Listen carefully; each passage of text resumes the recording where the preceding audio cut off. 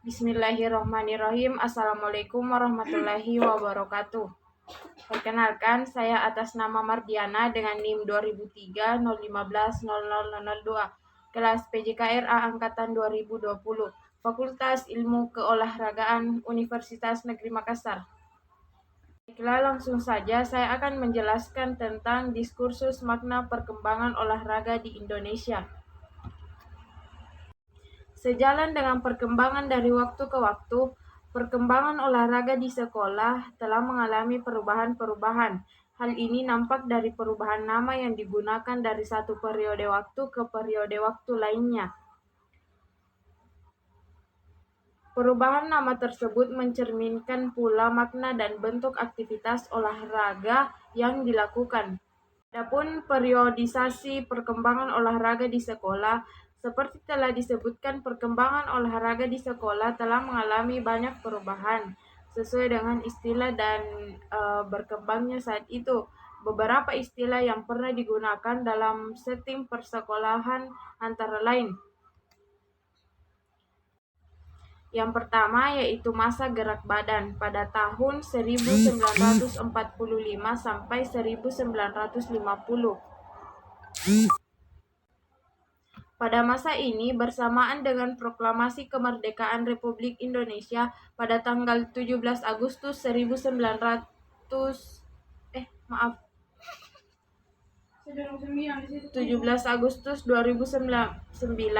pemerintah Republik Indonesia makin menyadari pentingnya pendidikan untuk pembangunan bangsa dan negara, termasuk di dalamnya yaitu gerak badan di sekolah. Di sekolah-sekolah diberikan aktivitas gerak badan dalam bentuk permainan, atletik, senam, dan khusus untuk sekolah menengah atau sekarang yang disebut dengan SMA, ditambah dengan latihan militer. Adapun masalah yang mendapat perhatian khusus dalam pelaksanaan gerak badannya yaitu yang pertama, gerak badan untuk anak perempuan dilaksanakan secara terpisah. Kemudian yang kedua, perlunya nasihat dokter untuk melaksanakan gerak badan. Ketiga, bahan pengajaran diambil dari permainan dan kesenian nasional. Selanjutnya, perlunya musik. Selanjutnya, perlunya kepanduan atau pemandu. Perlunya pencegahan akses dalam perlombaan. Kemudian selanjutnya perlunya pemerintahan membiayai kegiatan. Selanjutnya perlunya lapangan olahraga di setiap sekolah. Pada permulaan kemerdekaan di Sarangan atau lereng timur Gunung Lawu, Jawa Timur, didirikan sekolah olahraga sebagai bagian dari Akademi Militer Republik Indonesia atau disebut dengan MA waktu itu. Angkatan-angkatan MA diwajibkan menjalani latihan-latihan gerak badan di Sarangan sebagai bagian mutlak dari pendidikan militer mereka selama 6 bulan.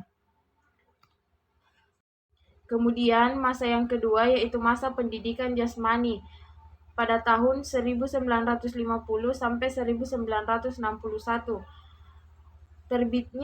Pada masa ini terbitnya Undang-Undang Nomor 4 Tahun 1950 yang kemudian menjadi Undang-Undang Nomor 12 Tahun 1954, memberikan landasan kuat pada pelaksanaan kegiatan olahraga di sekolah. Pertumbuhan jiwa dan raga harus mendapatkan perhatian seimbang menuju keselarasan perkembangan intelektualisme dan perkuatan badan. Keselarasan menjadi pedoman pula untuk menjaga agar pendidikan jasmani tidak terpisah dari pendidikan keseluruhan. Pendidikan jasmani ini merupakan suatu usaha untuk membuat bangsa Indonesia sehat dan kuat secara lahir dan batin. Oleh sebab itu, pendidikan jasmani diharapkan mampu menjadi media untuk memelihara dan meningkatkan kesehatan badan dalam arti preventif dan kuantitatif. Beberapa peristiwa keolahragaan yang terjadi pada masa pendidikan jasmani. Yang pertama yaitu implementasi kegiatan olahraga di sekolah telah dilaksanakan secara teratur. Kedua, banyak dilaksanakan perlombaan dan pertandingan antar sekolah, baik lokal maupun antar kota, bahkan ada yang mencapai tingkat nasional. Untuk atletik, misalnya telah terlaksana perlombaan se-Indonesia untuk putra dan putri, SLTP dan SLTA, pertama di Semarang dan keduanya di Surabaya. Perkembangan berikutnya, kegiatan-kegiatan olahraga dihentikan karena anggarannya yang dialirkan ke pembangunan gedung serta penyelenggaraan sekolah guru pendidikan jasmani yang menghasilkan guru orang tua. Yang ketiga yaitu secara struktural, dibentuk inspeksi pendidikan jasmani baik di tingkat daerah 1 ataupun 2 yang mengawasi olahraga di sekolah, dan urusan pendidikan jasmani pada Jabatan Pendidikan Masyarakat menangani kegiatan olahraga dalam masyarakat.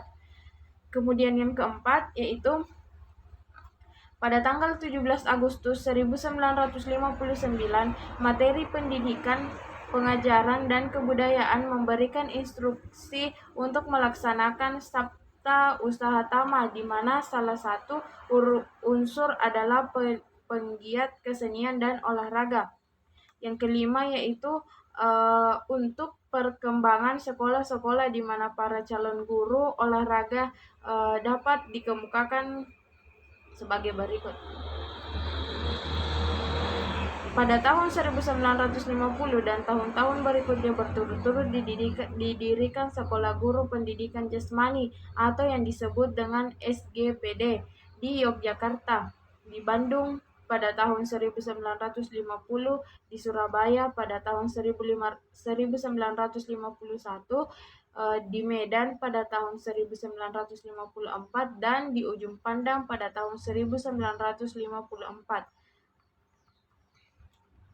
Kemudian didirikan juga kursus-kursus pendidikan jasmani, dan lulusannya dapat ditugaskan untuk meneruskan belajar pada kursus pendidikan jasmani di Yogyakarta dan Jakarta.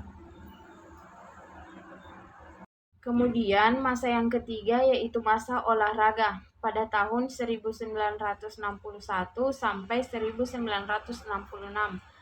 Dipercayanya Jakarta menjadi tuan rumah Asian Games keempat,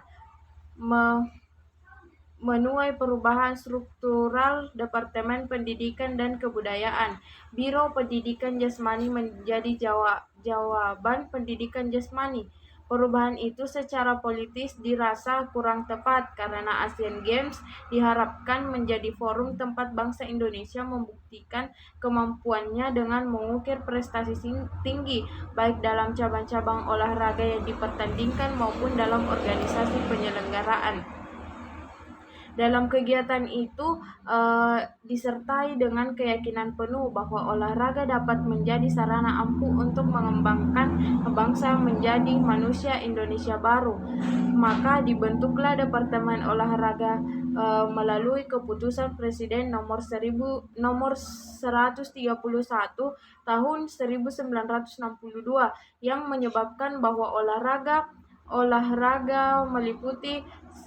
meliputi segala kegiatan atau usaha untuk mendorong atau membangkitkan serta mengembangkan dan membina kekuatan-kekuatan jasmani maupun rohani pada tiap manusia.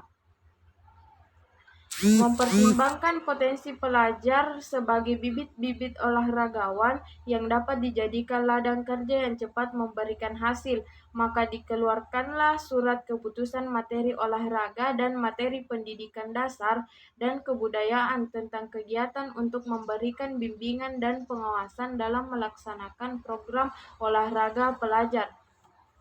Program tersebut terdiri dari program olahraga wajib dan program olahraga karya, di mana program olahraga wajib ini adalah program olahraga yang diberikan kepada siswa sesuai dengan kurikulum dan dilaksanakan menurut jadwal pelajaran sekolah, sedangkan program olahraga karya adalah program olahraga yang diberikan di luar jam pelajaran, memberikan kesempatan kepada siswa yang berbakat untuk mengembangkan bakatnya.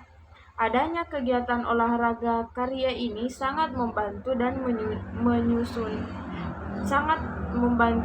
penyusunan regu untuk pertandingan antar sekolah.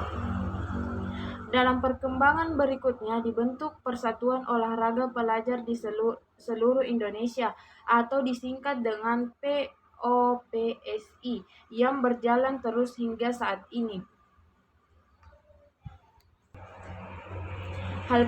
Hal penting lainnya yang terjadi pada masa ini adalah perubahan penting dalam pendidikan guru olahraga di bawah pengelolaan Departemen Olahraga, yaitu SGPD diubah menjadi Sekolah Menengah Olahraga Tingkat Atas dan lamanya belajar hanya 3 tahun setelah SLTP. SMO diharapkan mampu menyiapkan pembinaan olahraga yang diperlukan oleh masyarakat dan sekolah, serta menyiapkan calon mahasiswa sekolah tinggi olahraga atau STO dan menyiapkan olahragawan yang berprestasi. Kemudian masa yang keempat yaitu masa olahraga pendidikan pada tahun 1966 sampai 1977. Pada masa olahraga pendidikan, pengelolaan olahraga berada di bawah Departemen Pendidikan dan Kebudayaan.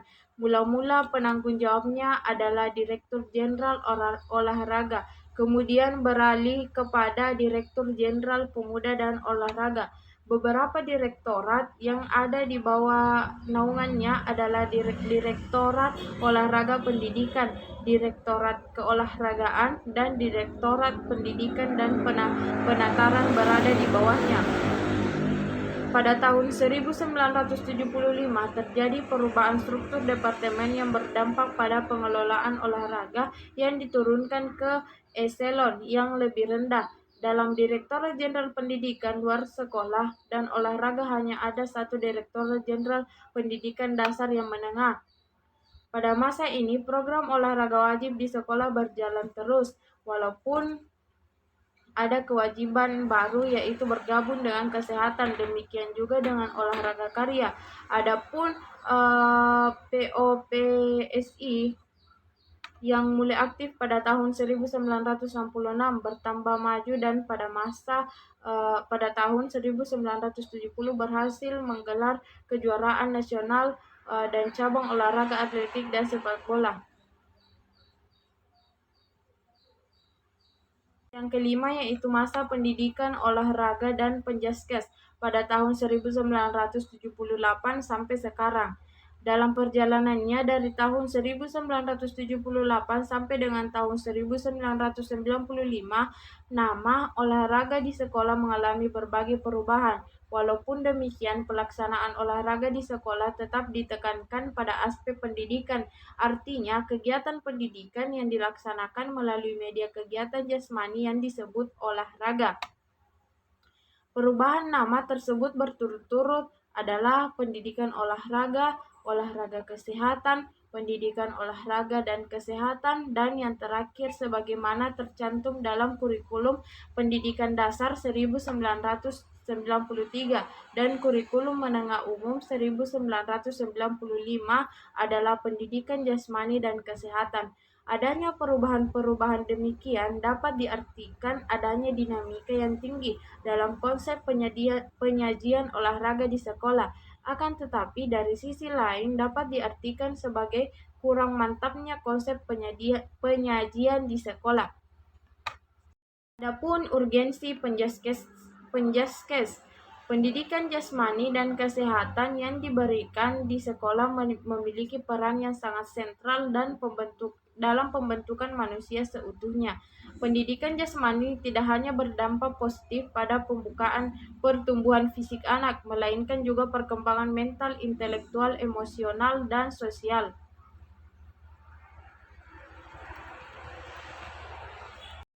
Peran sentral dan makna penting pendidikan jasmani masih berkutat pada tataran konsep dan retorika, belum diimbangi dengan kenyataan praktis di lapangan.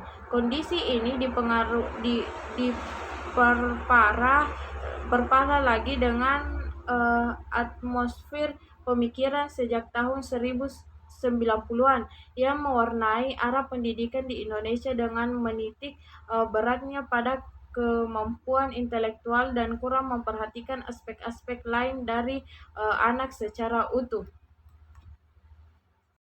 Yang dapat saya jelaskan. Terima kasih. Wassalamualaikum warahmatullahi wabarakatuh.